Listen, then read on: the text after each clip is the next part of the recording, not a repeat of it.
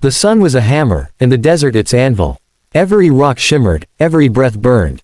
Dust clung to my tongue like old sin. I hadn't seen a living soul in 2 days, until I spotted her. She was crumpled near a cactus ridge, half buried in sand. The red on her dress wasn't paint, it was blood. An Apache girl, barely breathing. One leg wrapped in a torn buckskin band, and a single arrow snapped near her ribs. I hesitated. Helping her meant trouble. Around here, aiding an Apache could earn you a noose from both sides. White men called it treason, and her people called it trespass. But something in her still eyes, half defiant, half pleading, pinned me in place. I knelt. Her lips were cracked open like dry clay. I took my canteen and pressed it to her mouth. The water slid down her throat slow, trembling, sacred.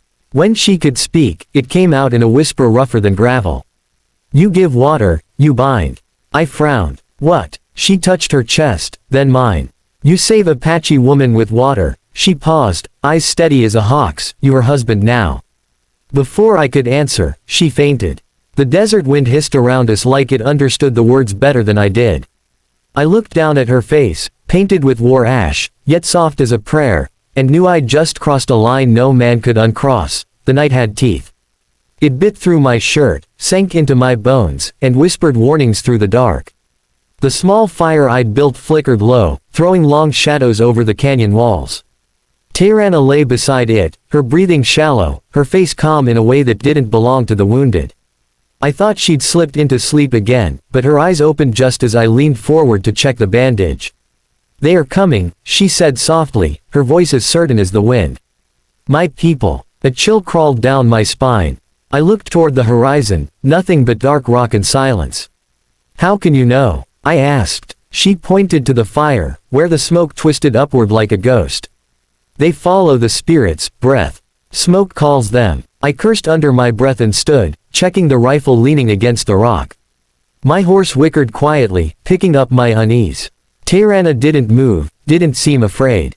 She only looked at the fire like it was a doorway she'd been waiting to open. Then I heard it, the faint rhythm of hooves and the low hum of distant voices. The kind of sound that didn't belong to wind or coyote. I squinted into the darkness. Shadows moved where moments ago there had been only stone.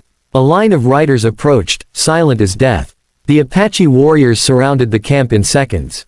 They appeared out of the night like smoke-made flesh, faces painted in red and black, bows drawn tight, eyes glinting like cold stars. One man stepped forward, tall and broad-shouldered, his chest marked with white ashen scars. He looked at Tayrana first, then at me. She spoke in her language, words sharp and fast. He listened without a blink, then turned his gaze on me again.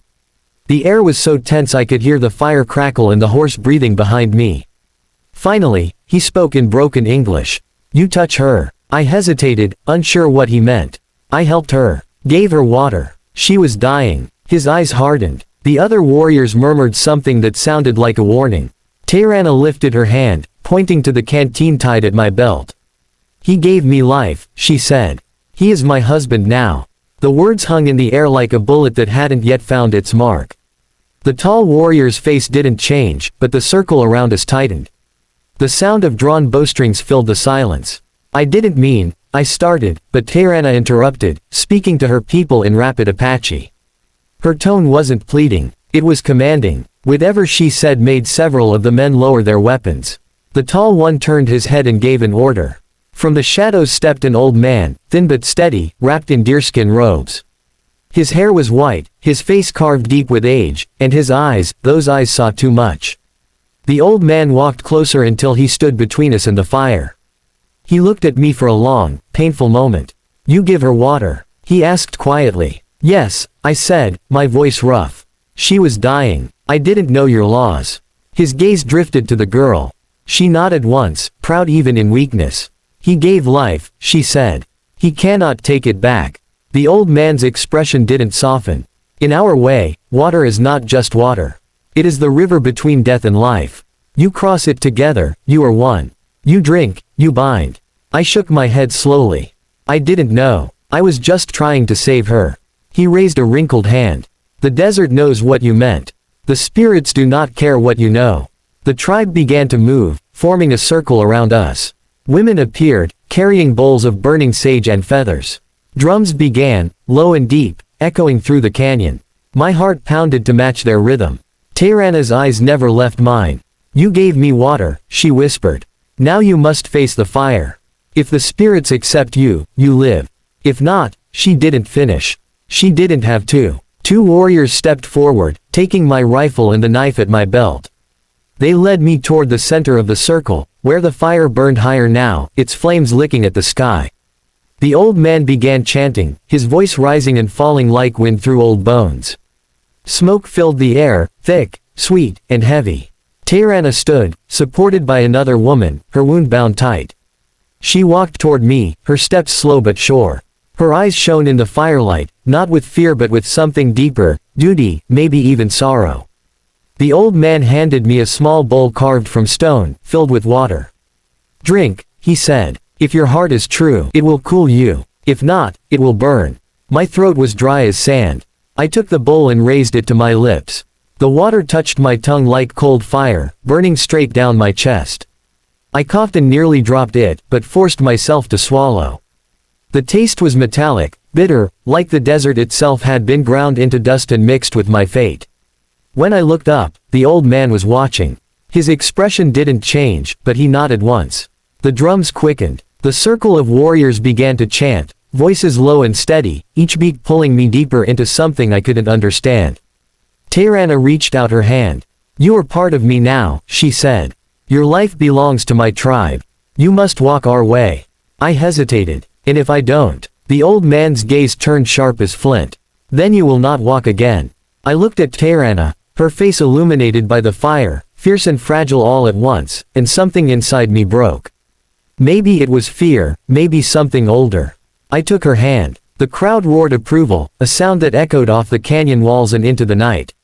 They led us to a large stone painted with red symbols. Tayrana placed her palm on it, then pressed mine against hers. The paint was warm from the fire. The old man spoke words I couldn't understand, but the meaning felt heavy enough to crush me. Smoke coiled around us, thick and glowing, and the tribe's voices rose until it felt like the whole desert was alive. Then silence. Only the fire crackled. The old man looked at us both. "The bond is sealed," he said. "Her wound is yours now. Her pain is your pain. Her path is your path." I felt something stir in my chest, a dull ache, then a flash of heat. I gasped and looked down. The spot just below my ribs burned as if branded. Tayrana touched her side where the arrow had been, and I saw her lips part in wonder. The pain was gone from her eyes. She turned to me, almost whispering, "You took it." The old man nodded solemnly. "So it is done." I stood there, stunned, the firelight painting our faces in golden blood. The tribe began to chant again, but this time it sounded less like a threat and more like a welcome. Still, I couldn't shake the weight pressing down on me. Tayrana stepped closer, her voice barely a breath. "Now you are my husband. The spirits know it. The tribe knows it. The desert knows it. You cannot run from it." I wanted to speak, to say that I hadn't chosen this, but the words died in my throat.